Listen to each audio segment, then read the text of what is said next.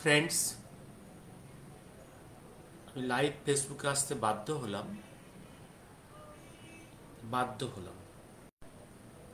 কিছু কথা বলার জন্য।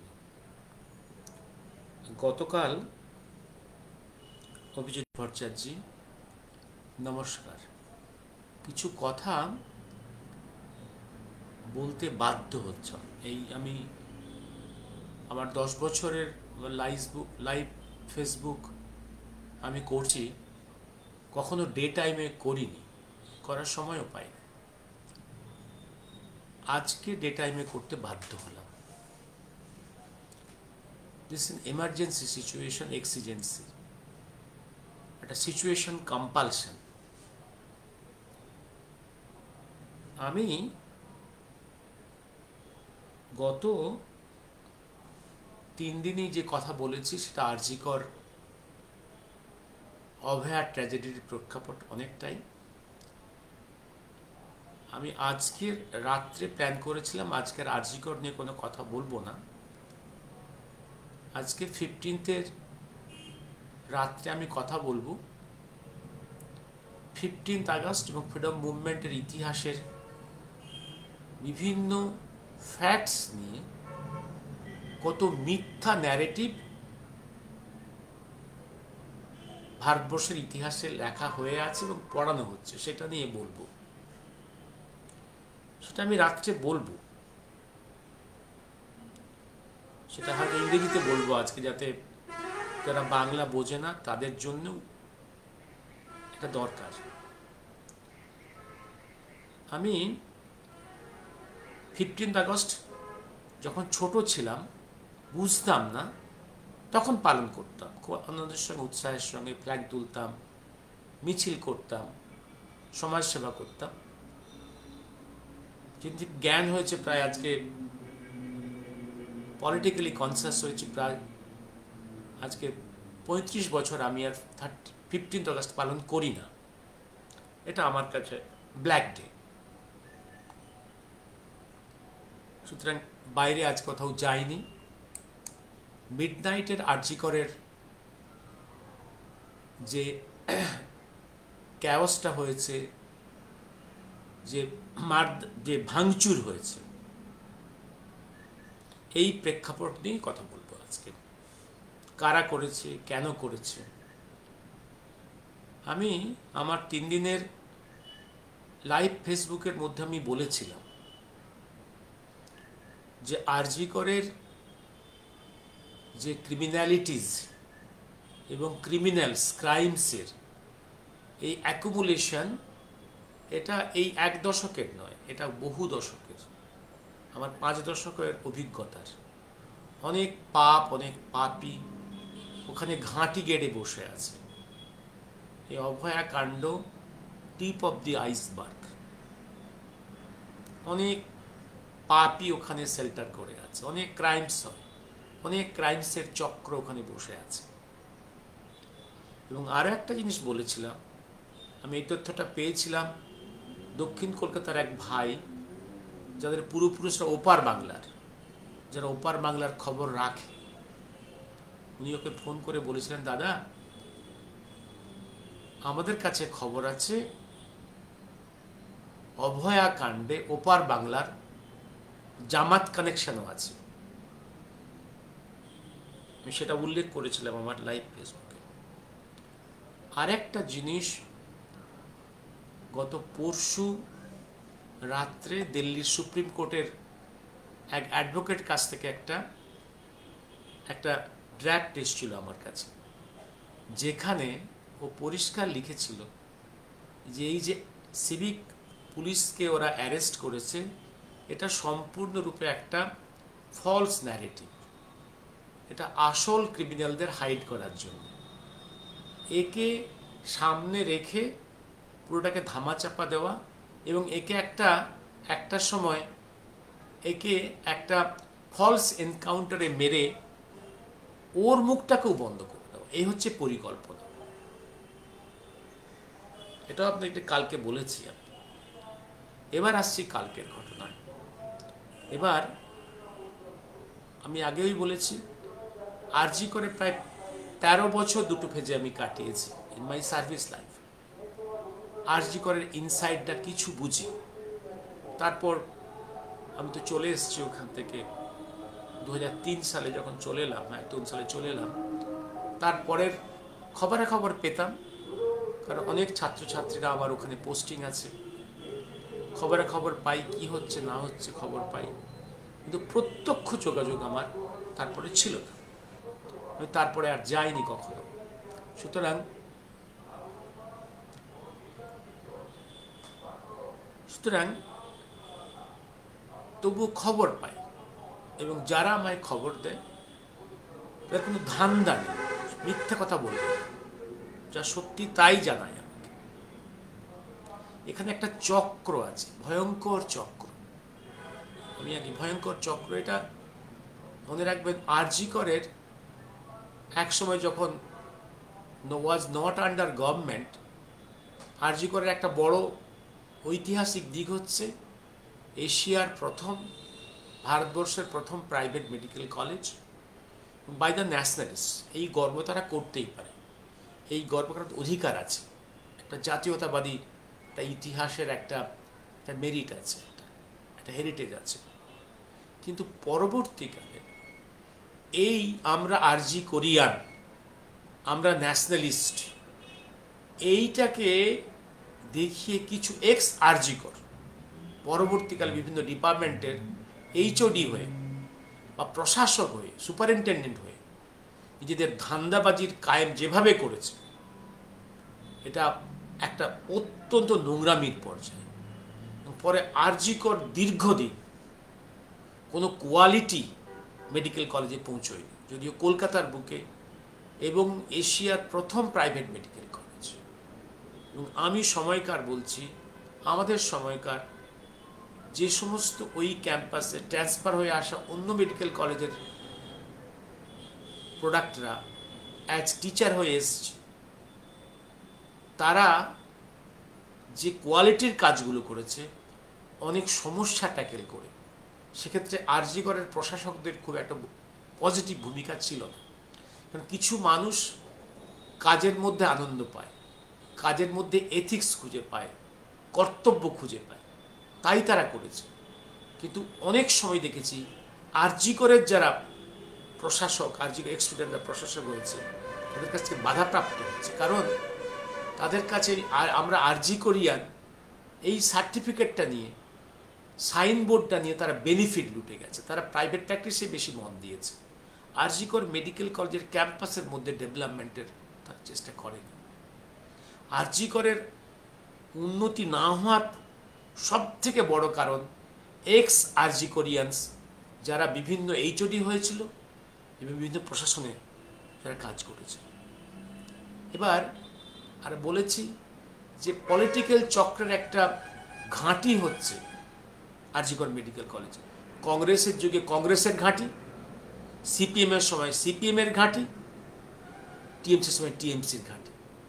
ডাক্তাররা সব মেজরিটি ওখানকার পলিটিক্যাল ক্যাডার্স। আর যারা একটু রিবেল ভয়েস, তাদেরকে একটু ডিসেন্সিয়েন্ট ভয়েস, তাদেরকে খুব সাবধানে থাকতে হয়েছে, খুব সাবধানে থাকতে হয়েছে, অলওয়েজ ভয়ের মধ্যে। এবং আমার জীবনটা তাই, দুটো ফেজেই তাই। যখন এনআরএস মেডিকেল কলেজ থেকে আমি ট্রান্সফার হয়ে গেলাম প্রথম, ওটা 1986, তার আগে আমার এনআরএস মেডিকেল কলেজ থেকে দুবার ডিএইচএস কাম ডিএমই আমার ডিম টু বি রিলিজ করে আমাকে আউটসাইড পাঠিয়ে দেওয়ার চেষ্টা করেছিল, এবং সেই অর্ডার এসে গেছিল। ডিম টু বি রিলিজ মানে ইউ আর রিলিজড, সেক্ষেত্রে প্রিন্সিপাল বা সুপারিনটেন্ডেন্ট কিছু বলার নেই। সেই সময় অ্যাক্টিং প্রিন্সিপাল ছিলেন JP Kundu. JP Kundu legendary anaesthetist, legendary teacher. উনি আমাকে খুব স্নেহ করতেন, মধু তুমি কি, এবং দুবার আমার এরকম অর্ডারকে উনি ক্যান্সেল করিয়েছিলেন, এবং দুটো অর্ডারকে উনি ছিঁড়ে ফেলে এনআরএসের পুকুরে ফেলে দিয়েছিলেন, আমাকে রেখে দিয়েছিলেন। এবং তখন রাইটার্স বিল্ডিংয়ে লিখেছিলেন Dr. Pal is indispensable for the Department of Cardiothoracic Surgery. এবং এইচওডি অফ দ্য সিটিপিএসকে বলেছিল, তুমি যদি ওকে রিলিজ করো আমি তোমার ডিপার্টমেন্ট বন্ধ করে দেবো, কারণ তোমার ডিপার্টমেন্টে কাজ করার লোক নেই। থার্ড টাইম যখন অর্ডারটা এলো to be transfer to NRS medical RG Kar medical college as a RMO cum clinical tutor CTVS, এবং তখন জেপি প্রফেসর জেপি আমাকে বললেন, মধু তুমি কি যেতে চাও? তুমি না যেতে চাও আমি আটকে দেবো, তোমাকে তোমার যাওয়াই ভালো, কারণ তুমি এনআরএসে আছো acting RMO cum clinical tutor, আর ওখানে তুমি যাচ্ছ রেগুলার পোস্টে, তোমার একটা প্রমোশন দরকার, তারপরে তুমি আবার এনআরএসে চলে আসবে, কত ভালো জায়গায় চলে আসবে। যদিও জানি আরজিকর মেডিকেল কলেজে কাজ করার পরিবেশ নেই, এটা প্রফেসর কুন্ডু বলেছিলেন। আমি ট্রান্সফার নিয়ে চলে গেলাম এবং ঢোকার সময় দেখলাম তখন কার্ডিওথোরাসিকের নিজস্ব কোনো ডিপার্টমেন্ট ছিল না, একটা ইউনিট ছিল, নিজস্ব কোনো অফিস ছিল না। ফলে আমাকে জয়েন করতে হবে থ্রু এইচওডি অফ সার্জারি, এবং এইচওডি অফ যে সার্জারি আমার ওখানে জয়নিংটা 16 দিন পিছিয়ে দিয়েছিলেন, 16 দিন আমাকে হ্যারাস করার জন্য। আর because he is the ex RG করিয়ার, তার আগে এনআরএস মেডিকেল কলেজের একজন ডাক্তার যে এক্স আরজি কর, সে ওখানে বলে পাঠিয়েছে যে মধু ফাঁকিবাজ, অথচ সেই ভদ্রলোককে ক্যাম্পাসে খুঁজে পাওয়া যেত না, সারাদিন বাইরে প্র্যাকটিস করতে, আর আমি সারা সপ্তাহ ক্যাম্পাসে পড়ে থাকতাম। এই হচ্ছে আরজি করের কিছু কিছু লোকের অ্যাটিটিউড। তারপরের ঘটনা অনেক কিছু একটু বলেছি। অন্য নন আরজি কোরিয়ানদের হ্যারাস করা, আরজি করের এক্স আরজি করে যারা এইচওডি হয়ে থাকতো তাদেরকে ওদের একটা কালচারের মধ্যে ছিল, ওটা একটা আনন্দ পেত ওরা।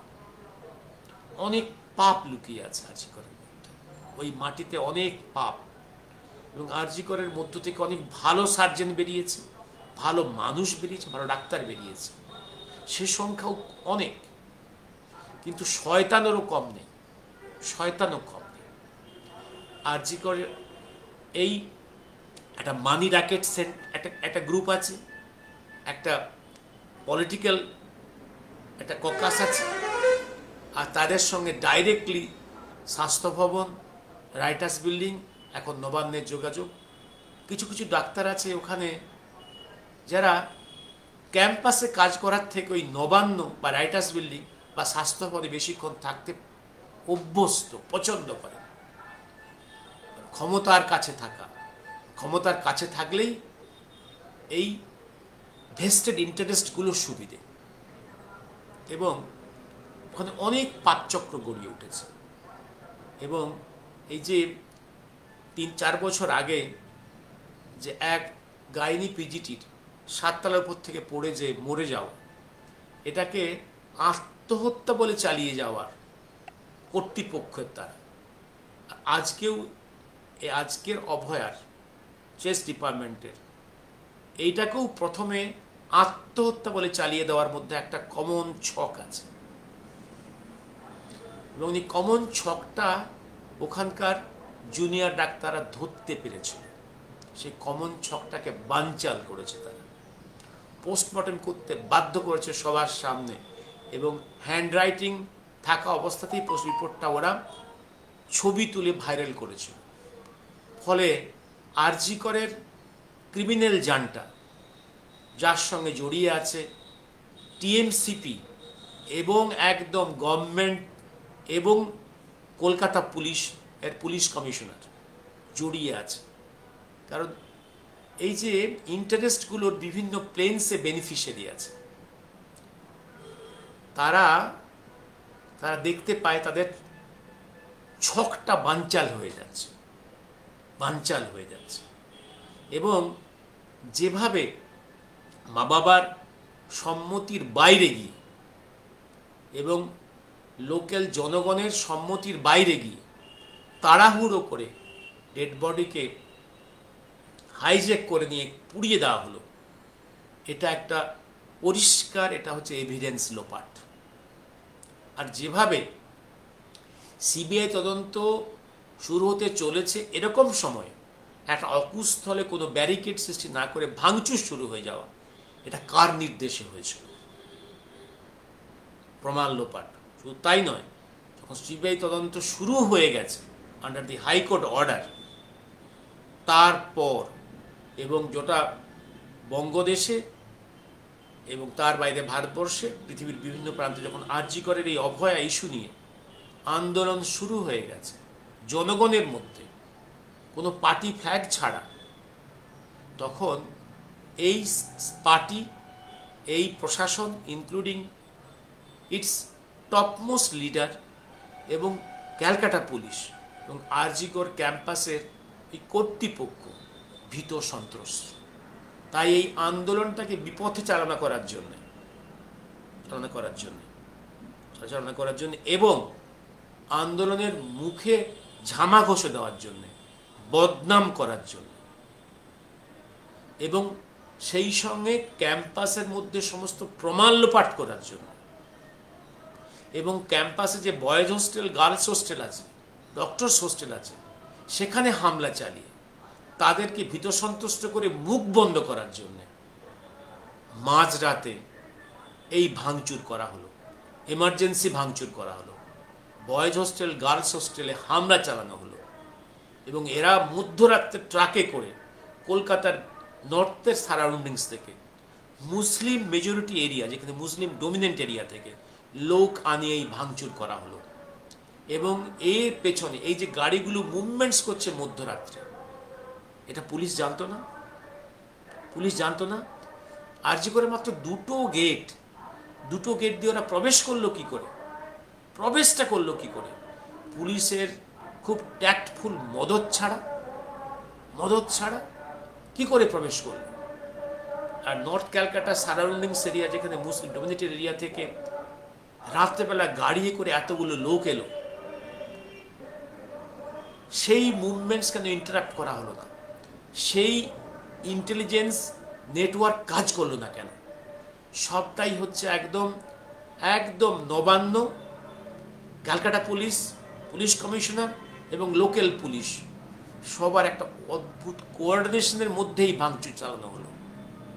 এবং পরিষ্কার ছবি দেখা যাচ্ছে, পুলিশ নিজে ইট মারছে। একদম শান্তিপূর্ণ অবস্থানের যারা ডিমান্ড ফর জাস্টিস এই কথা নিয়ে দাঁড়িয়ে আছে, সাইলেন্ট দাঁড়িয়ে আছে, তারা কে পোস্ট গ্রাজুয়েট স্টুডেন্ট, কে লোকাল পিপল, কে হাইলি এডুকেটেড পারসনস, তাদের একদম দেখুন ছবিগুলো কালকের মিডনাইট মিডিয়া যারা প্রকাশ করেছে, তাদের দ্বারা এই গুন্ডামি সম্ভব নয়। এবং ক্যাম্পাসের মধ্যে যে র্যানস্যাক হয়েছে, যে ভাঙচুর হয়েছে, তাদের ফেসগুলো দেখুন, তাদের মুভমেন্টস দেখুন। এই মুভমেন্টস যারা ভাঙচুর করতে অভ্যস্ত, যাদেরকে পার্টি পুষে রাখে এই বিভিন্ন সময় ভাঙচুর করার জন্য, যারা পেড ভাঙচুরকারী, তাদের পক্ষেই সম্ভব। দেখুন, ক্রিমিনালসরা পৃথিবীর সব দেশে এই গুন্ডাবাজরা রুলিং পার্টির প্রশ্রয় ছাড়া বাঁচতে পারে না, মুভ করতে পারে না। It is not possible.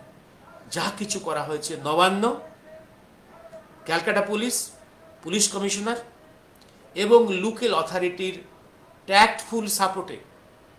একদম ট্যাক্টফুল সাপোর্টে গার্লস হোস্টেলে হামলা হয়েছে, বয়েজ হোস্টেলে হামলা হয়েছে, টু থ্রেট দেম। দেখো, কথা বলো না, কেউ কোনো কথা বলো না, থ্রেট দেওয়া হলো, চুপ করতে থ্রেট করা হলো। এবং ক্যাম্পাসে ভাঙচুর হলো এবং এই ভাঙচুরের মধ্যে টার্গেট হচ্ছে এদের ওই যে একদম যে seminar room of the chess department 4 তলাতে, ওখানে যে গভর্নমেন্ট অথরিটি ভাঙচুর শুরু করেছিল রিপেয়ারের নাম করে, ওখানে আগুন জ্বালিয়ে দিলে একদম হোল প্লেস অফ ক্রাইম ধ্বংস হয়ে যাবে। তখন সিবিআই কিচ্ছু পাবে না। Already the dead body is cremated after hijacking the dead body from the campus without the consent of the parents। এই যে জিনিসটা, এটা মনে করে দেখুন। এটা এবং জামাতের উদ্দেশ্য হচ্ছে ওপার বাংলায় একটা ভয়ঙ্কর কাজ করেছে, এবং বাংলাদেশকে ডিস্টেবিলাইজ করেছে, টার্গেট ইন্ডিয়াকে ডিস্টেবিলাইজ করা। এবং এই জামাতের সঙ্গে টিএমসিপির যোগাযোগ এস্টাবলিশড। জামাতের লোকই টিএমসিপির টিকিটে এমপি হয়েছে, জামাতের লোকই টিএমসিপির হয়ে বর্ডার ডিস্ট্রিক্টসে ক্যাম্পেনিং করতে এসে, এটা রেকর্ডে। এবং রাজাকারের এক্স রাজাকার, তাদের বংশের এক ছেলে ক্যাবিনেটে মিনিস্টার হয়ে আছে, উর্দুভাষী মুসলিম, এবং যার মুখ দিয়ে বেরোয় মিনি পাকিস্তানের কথা। এবং পশ্চিমবাংলায় অনেক পাকিস্তান আছে, এবং যার মুখ দিয়ে বেরোয় যারা কোরআন পড়েনি, যারা মুসলিম নয়, তারা খুব দুর্ভাগ্যবান। এই যে ল্যাঙ্গুয়েজগুলো বেরোয়, গোটা টিএমসি দাঁড়িয়ে আছে পুরো জামাত সাপোর্টের উপরে, জামাতের উপরে। জামাত টিএমসি কানেকশনস ইজ এস্টাবলিশড। এই জামাতকে দিয়ে এই কাজগুলো করিয়ে একটা ডিসরাপশন সৃষ্টি করা। মনে রাখবেন, আমি গতকালই বলেছিলাম, disruption, destruction, distortion, disruption, division, এটা হচ্ছে নেহরু গান্ধীদের ক্যারেক্টারের। আমি নেহরু গান্ধীগুলোকে আমি বলেছি বেসিক্যালি অল মুসলিমস, তাদের কাজের ব্যাকরণ। এবং সেই কংগ্রেস, সেই ওদেরই পলিটিক্যাল কালচারের অংশ মমতা ব্যানার্জি, এবং যার নিজস্ব অরিজিনটাও অত্যন্ত সাসপিশিয়াস। একই ব্যাকরণ চলছে। এই ব্যাকরণটাকে বোঝার চেষ্টা করুন, কারণ ক্রিমিনোলজি একটা ব্যাকরণ আছে। এই ব্যাকরণের মধ্যেই, এই ব্যাকরণ অনুযায়ী কাজ চলছে। ক্রিমিনোলজি যে সায়েন্স, এই সায়েন্সটাকে, কারণ আমি বলেছি বহু আগে, আমার এমবিবিএস এর ফার্স্ট ইয়ারে অ্যাপ্লাইড সাইকোলজি, যার পার্ট হচ্ছে ক্রিমিনোলজি, এটা একটা সাবজেক্ট ছিল অফ স্টাডি। অবশ্য যদিও এটা নিয়ে পরীক্ষা হতো না, ইট ওয়াজ নট বিং অ্যাসেসড যে কতখানি আমি অ্যাপ্লাইড সাইকোলজি জানি বা ক্রিমিনোলজি জানি। অবশ্য applied psychology in a form of psychiatry আমাদের ফাইনালে এমবিবিএস এর মেডিসিনের পার্ট ছিল। I got interested in this subject of applied psychology and criminology. I have read in that period some volumes. Theoretically, I have got some amount of knowledge about this criminology and applied psychology, যেটা আমার খুব কাজে লেগেছিল আমার আর্গুমেন্টের সময় in Justice Mukherjee Commission on the issue of disappearance of Netaji Subhash Chandra. এই জায়গাতে আমি বলেছিলাম যে ডিসঅ্যাপিয়ারেন্স অফ নেতাজি সুভাষচন্দ্র, এটা হচ্ছে has been designed in a situation compulsion, যেখানে নেতাজির চারধারে ক্রিমিনালসটা দাঁড়িয়ে আছে, British, Gandhi, Nehru, Congress, Muslim League, all criminals that there. এই ক্রিমিনালসদের ডোমিনেন্সের ব্যাকগ্রাউন্ডে তাকে এই পথটা নিতে হয়েছিল। সুতরাং এই ক্রিমিনালসদের সাইকোলজি, অ্যাক্টিভিটিস এক্সপ্লেন করলেই আমরা নেতাজি মিস্ট্রির দোরগোড়ায় পৌঁছব। কেন তিনি সেই সময় এই মিস্টেরিয়াস ডিসঅ্যাপিয়ারেন্স যেতে বাধ্য হলেন, ক্রিমিনাল সাইকোলজি, এইটা দিয়েই আমি আর্গুমেন্ট শুরু করেছিলাম। ক্রিমিনোলজি ভালো না জানলে নেতাজি মিস্ট্রি আপনারা বুঝতে পারবেন না। নেতাজি মিস্ট্রির চারধারে যে এনিমি ফোর্সগুলো বসে আছে, ব্রিটিশ, গান্ধী, নেহেরু, কংগ্রেস, মুসলিম লীগ, এই যে চক্রগুলো বসে আছে, যারা অল ক্রিমিনালস, এই ক্রিমিনাল সাইকোলজি, ক্রিমিনোলজি বুঝতে হবে। এবং আজকেও বুঝতে হবে কেন আজকে মধ্যরাত্রে নর্থ ক্যালকাটার বিভিন্ন মুসলিম ডোমিনেন্ট এরিয়া থেকে গাড়িতে করে এত লোক এসে আরজিকর মেডিকেল কলেজের ক্যাম্পাসে ঢুকলো, এতগুলো গাড়ি এলো, পুলিশ দেখতে পেল না। দুটো তো মাত্র গেট, ওরা ঢুকলো কি করে, ভাঙচুর করলো। Absolutely there is a coordination and support from Nabanna, Calcutta police commissioner and local police. এছাড়া এটা সম্ভব নয়।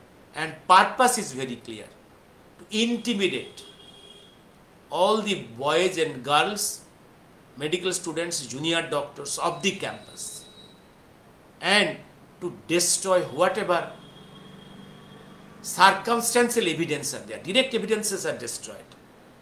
Dead body has been cremated, and some of the parts of the surrounding of the seminar room is destroyed.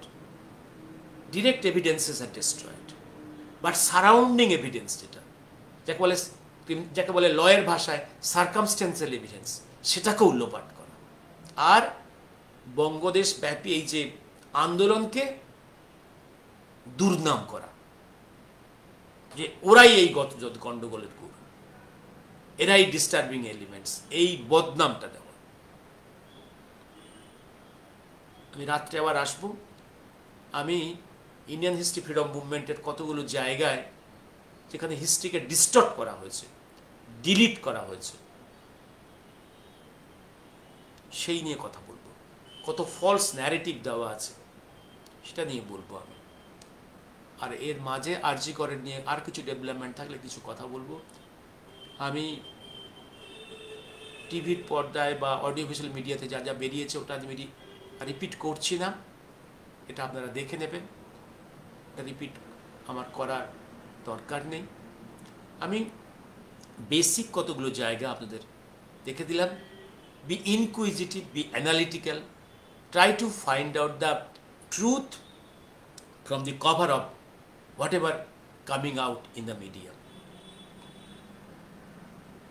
শুভরাত্রি, শুভরাত্রি।